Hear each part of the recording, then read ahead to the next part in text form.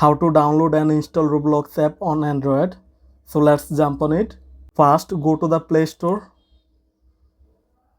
and then on the bottom right corner, click on the search button and then search for Roblox.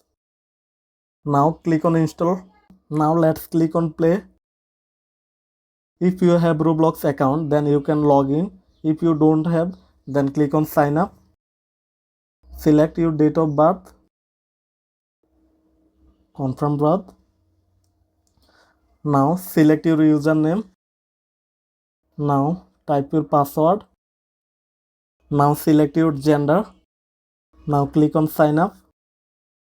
So we have successfully installed Roblox app and we have a sign up account.